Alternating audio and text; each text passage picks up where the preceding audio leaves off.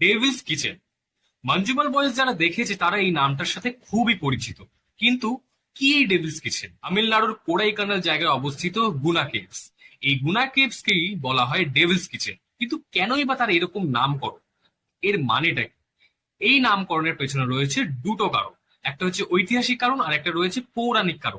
আজকে এই দুটো কারণের মধ্যে একটা কারণ নিয়ে আলোচনা হবে, সেটা হচ্ছে ঐতিহাসিক কারণ। এই গুহার কথা সর্বপ্রথম শোনা যায় ব্রিটিশ অফিসার বিএস ওয়ার্ডের কাছ থেকে ইন 1821। তিনি তার আর্মি ম্যানদের সাথে ওই গুহার কিছু জিনিস নিয়ে স্টাডি করতে গেছিলেন। হঠাৎ তিনি এরকম গুহা বা এরকম অনেক কেভস তিনি আবিষ্কার করেন এবং সেখান থেকে তিনি সেই গুনা কেভস এর নাম রাখেন দি ডেভিলস কিচেন।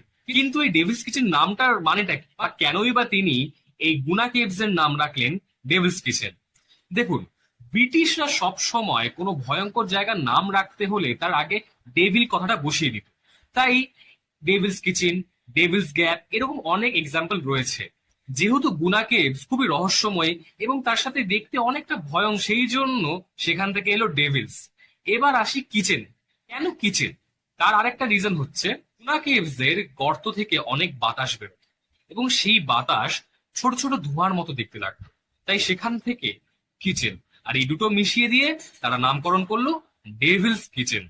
এরকমই ফিল্ম রিলেটেড ফ্যাক্টস বা সাজেশনস এর জন্য ফলো করুন ইটস মি শুভম।